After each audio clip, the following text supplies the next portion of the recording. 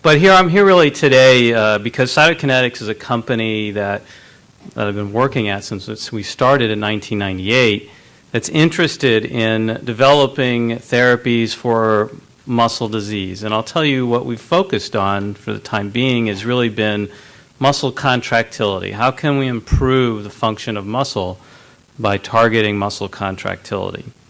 You'll see why a cardiologist is here speaking at a conference on neuromuscular diseases in a moment, as I tell you our history. But before I start, I was asked to kind of tell you a little bit about what it takes to develop a new therapy for us who work full time trying to develop new therapies, and it's complicated.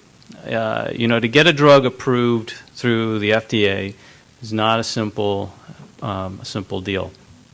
You first need a good idea, right? And luckily, in this disease, people understand at least what the molecular cause of the disease is. But in many, they don't. There are many neuromuscular diseases, for example, Lou Gehrig's disease, ALS, where the cause is unknown. If you know the cause, or you know what the problem is with the muscle, you might be able to come up with the beginning, i.e. figure out how are you going to target this disease and what approach will you take. You need an idea. And that's where we started about 14 years ago, was with an idea of how we could target the structures in muscle to improve their contractile properties. You need to implement that idea. You need to reduce it to practice. And to do so, you need to be able to develop assays, tools, scientific tools that allow you to test drugs that you're developing to see if they are affecting the process that you're interested in modulating. And you need to use those tools to develop the drug to be useful in many other ways, right? So if you want an oral drug, well, it has to be able to be absorbed from the GI tract. If you want a drug that's delivered by vein, you need a drug that dissolves in salt water. If you want a drug that lasts for a day, you need it not to be metabolized and excreted from the body rapidly. So there's a lot that goes into engineering a drug. And then finally, you need other models that tell you that this potential drug might impact the disease in humans. And since we can't necessarily test everything in humans, you need animal models. You need some sort of predictive models that at least tell you that you have a potential a drug that's modulating things that's consistent with the therapeutic hypothesis that you started with. That's column one. That's what we call preclinical development. And then there's a clinical phase. So that's column two. And the clinical phase starts with is phase 1, phase 2, phase 3. And phase 1, in general, has a lot of purposes. You want to try and tell whether the drug is safe, so you administer it to some, luckily, people that have volunteered to help us develop novel medicines and tested very carefully in them. You want to understand whether it lasts long enough in the body to have the desired effect that you want to have. But most importantly, you want to have some sense that the drug is actually working very early in the process, so you don't spend months and years and lots of money moving forward without even knowing whether the drug's doing anything. So you need a biomarker, and that's one challenge. That's one of the challenges, if you will, in clinical development. How can you tell that your drug's working? The second phase is how do you measure the effect of the drug in the diseased population that you're interested in developing it in? So now you're testing it in patients, potentially, that have the disease that you are interested in trying to affect, trying to improve, and you need a way of measuring, again, is that drug doing something? You may not have a definitive measure, but you want to have some indication, because the next phase, phase 3, is demonstrating clinical benefit. So what do I mean by an effect versus clinical benefit? An effect might be something that we've talked about today. Dr. Matthews gave a very nice summary of the disease, and I learned a lot from that. raising your arm over your head. That's an effect. And maybe we might be able to make that easier to do. But is there a clinical benefit to that is worth the potential risks of a drug? Every drug has risks. And so how do you measure a benefit? Is there something that effect allows you to do in your life that has a clinical benefit? The FDA really cares about two things, very simply. One, will drugs make people live longer? Or in cases where that's maybe not an issue, and for example in FSH, will they make you feel better? And if you can answer yes to either of those questions, then you have the basis for getting a drug approved. And the real problem is actually measuring how much you might make people live longer or how much you might make them feel better. I'll give you an example of that in a little later. And then finally, after you've done all of this work, you have to get approval of your drug. And there are regulatory authorities around the world. I call it the ultimate peer review. She spoke about reviewing grants and things like that. Those are critical reviews of people's work. Well, these people will give you the ultimate peer review. You need to figure out how to make what it is that you're going to provide. So you can't just make it generally the same. It needs to almost be exactly the same every time. So every pill that's made or every injection that's made. And that's not simple. We think of it that maybe you see a simple pill that's in a bottle. There's a lot of engineering that went on to make that exactly the same thing every time. And then finally, there's a piece to it that we call commercialization. That's the only big word I'll use. That is, that's how do we get the drug into patients' hands and into doctors' hands? And that's not always a simple thing. So that's a general overview. And Cytokinetics has been working since 1998 to discover and develop small molecules. So by small molecules, these are what I mean are chemically synthesized drugs that are normally put into pills. And they're focused on how to improve muscle contractility. We've been public since 2004. We're in South San Francisco, and we've spent a lot of money. Drug development's expensive. We're not out on the far end, the far tail of this by any means. We probably represent the middle of the road given how long we've been in business. And in fact, I was at a meeting a couple of weeks ago where another company, PTC Therapeutics, is developing drugs for muscular dystrophy, Duchenne's muscular dystrophy, surprisingly had raised almost an equal amount of money since their inception, since 1998. Developing new medicines can be an expensive process, and this is something that I think is becoming more challenging.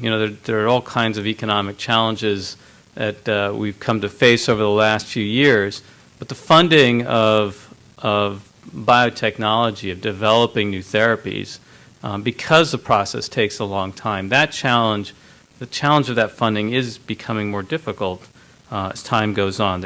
People are more interested in investing in products that look like they have a shot of making it onto the market very late in their development, not so interested in funding the research that goes to fill that pipeline so that there's a constant flow of new therapies.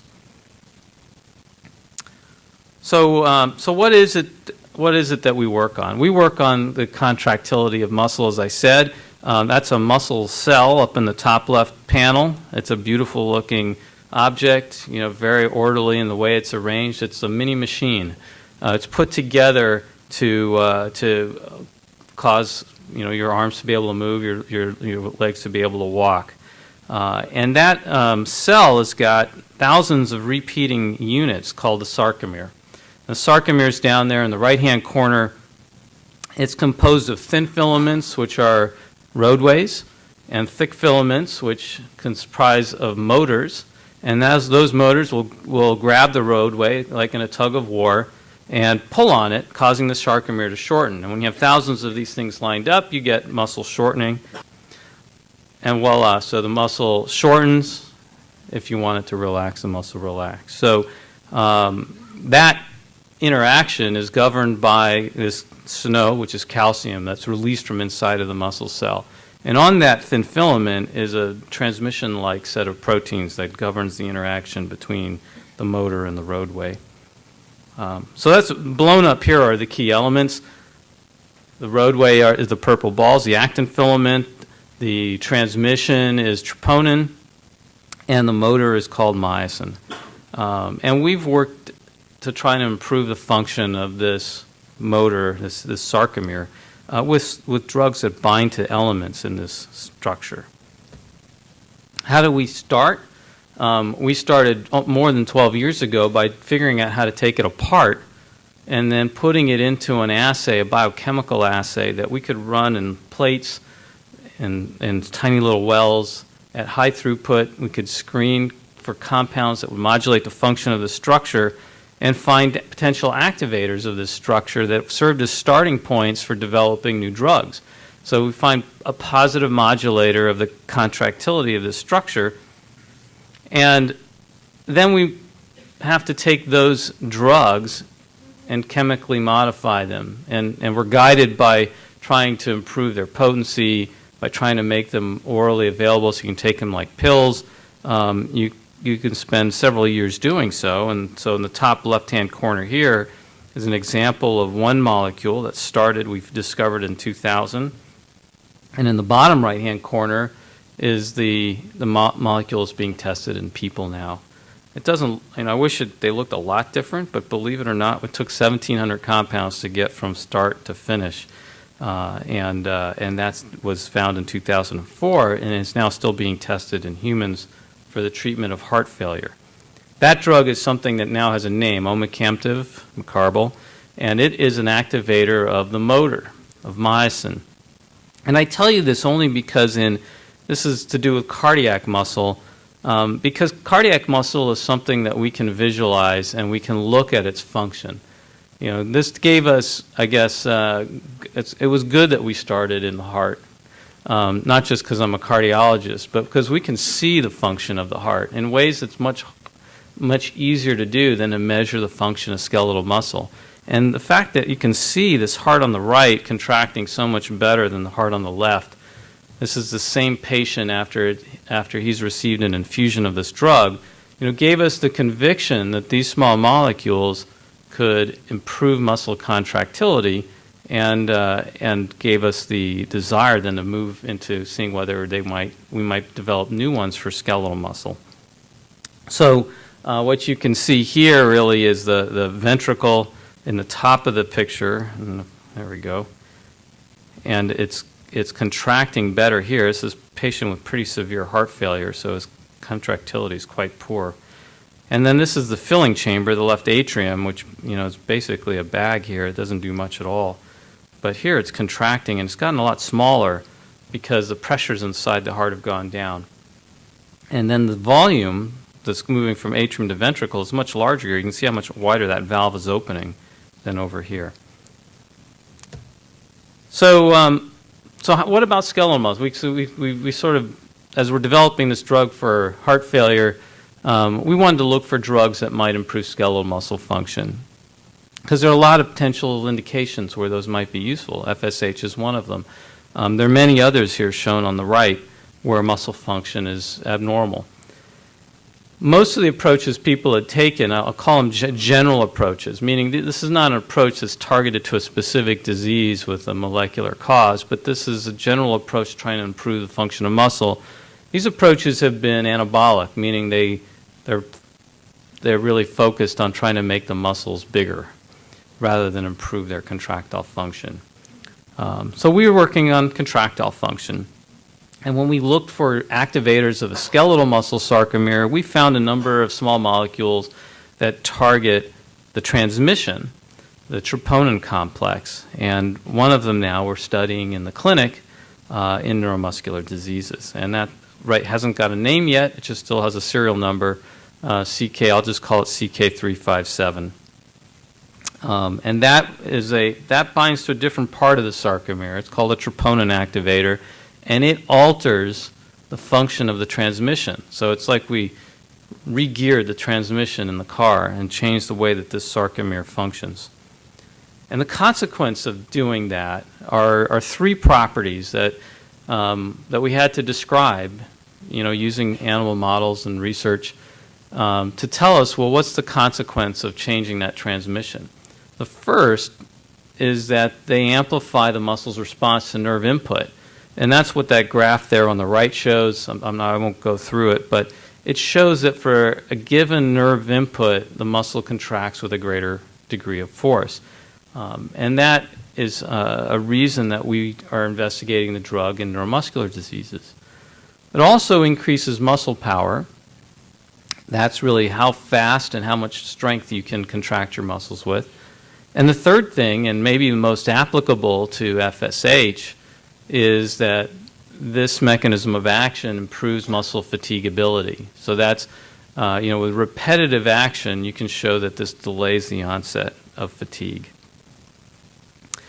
Remember I told you earlier on, you want to know that your drug works. We have a lot of data and models, and animal models and biochemical systems, but we needed data in humans to prove to ourselves the drug worked, and we were able to generate that, again, using a test that we devised where we stimulate a nerve on the outside of the knee, and we measure the force with which the anterior tibialis, that muscle that pulls your foot up, which it contracts, and we could show that there was a dose-dependent increase in the force. So that's what each of these bars represents, a different dose of drug, 1 hour, 3 hours, 5 hours, 7 hours after the drug's delivered. And it shows that as you go from left to right, increasing dose, you get an increase in the force that the foot pedal measures. So that told us that this drug was active. Now this is a test, a very artificial test. We have taken the human out of it. We just are stimulating their nerve and measuring the response of their muscle, because that was the most accurate way we could test how the muscle function was altered by the drug. It's much harder when you start to figure out how are you going to measure muscle function and voluntary activities. The other complicated thing is that there are lots of potential diseases where muscle function is abnormal. There's a big table of them here. FSH is down. It is here. We put this slide together a couple of years ago, and I'm glad to see FSH was on it. So, we've thought of the different muscular dystrophies. We've thought of neuromuscular disorders like ALS. There are other secondary diseases like heart failure, cancer, old age, where muscle function becomes abnormal. And the complicated part is trying to figure out what's the best way to start. If we can show the drug works in one area, it's easier to then work on it in the other areas. And we first began to focus in ALS, amyotrophic lateral sclerosis, 3 big words. Lou Gehrig's disease, this was a disease very famously affected the baseball player on the Yankees, but causes progressive loss of nerve function, innervating muscles, and is almost uniformly fatal after 3 to 4 years. So the medical need for this is grave, right? These people don't have any therapies really. There's only one medical therapy that prolongs their life a little bit. The therapeutic hypothesis is plausible. Remember, you always have to have, why will your drug work in this disease? We were able to show that the drugs would affect muscle function in a mouse model of ALS, but importantly, we had the means to test the drug, and this is where a society like the FSH Society comes in, and other investigator and investigator networks and so forth. We had the means to test the drug. There's an investigator network that's been doing large trials in ALS for a decade or more. The patients are very motivated to try to help themselves. And finally, and most importantly, probably, is that they've developed an endpoint, what you could use to measure the benefit of a drug that is relatively well accepted now. It's called the ALSFRS-R. And I won't go through this slide in detail, but I was asked to speak of some of the challenges in clinical development, and this is one of the challenges. How do you measure the effect of your drug in the population that you're studying it in? Because you have to, be able to measure something reproducibly in a population that, you all have, and people with ALS similarly, are all affected differently. So you can't just, unlike cardiac function where that's pretty simple. You saw that picture. You can just measure the function of the heart. Everybody's affected differently with these diseases. And so the physicians developed a scale many years ago that asked lots of questions about speech, swallowing, breathing, walking, climbing stairs, and they developed a scale. And they were able to show that the scale is pretty reproducible, and it also parallels decline in patients' function and even in their survival. And so over the years, this really has taken, I think, more than a decade. This was first developed in 1998 to become accepted as a clinical endpoint that can be tested in phase 3 clinical trials. But do other diseases have tools that are as good? And you'd be surprised, but very few do. Myasthenia gravis, which is another neuromuscular disease, does. It has something called the quantitative myasthenia gravis score. Duchenne's muscular dystrophy, they've been developing 6-minute walk time, although it's very variable. They've had to do a lot of work just to develop the endpoint, along with developing a therapy. And, maybe there are others. There are not a lot of others. So it's a big problem. How do you prove your drug works? And it's something that we're working with some of investigators in the FSH community to see if we can develop a means of testing or developing a score in this way that we can use. The last couple slides, I'll just show you the extent of work that we've put into developing this drug in ALS. So over 9 clinical trials just in ALS, to characterize how the drug's absorbed. We wanted to study how it worked. And we've completed 3 trials in ALS, have evidence that the drug does have a physiologic effect, we think, on muscle function in patients with ALS. Did some more studies to understand how best to dose it. We've had extensive discussions with both the FDA and their European equivalent, the EMA, to try to design the next study, which is we call a phase 2B. It's a large study of several hundred patients. And then with some more conviction here that we're impacting the disease, we would then move to a confirmatory phase 3 trial.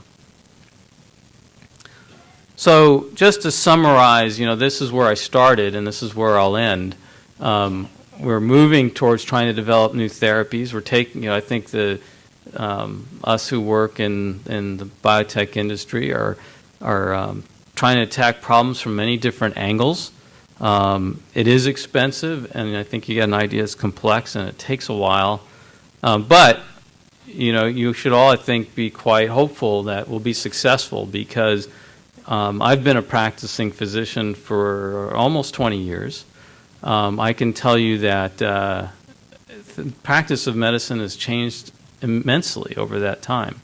I can still remember what I used to do when I was an intern, and those diseases that we used to see are treated completely differently today. So I think over time we'll see still tremendous, despite the challenges, we'll see tremendous progress in the field. And I'll just acknowledge an enormous number of people at Cytokinetics and around the world, really, hundreds. I couldn't, even think to put names on a slide that are involved in this process. We also seek outside funding because we can't fund every single indication that we might investigate in. We're doing a trial in myasthenia now that was funded by the NIH, and of course we're interested in getting to know patient populations in the areas that we may be able to help so we can better understand how to progress these therapies. So with that, I'll thank you and appreciate it.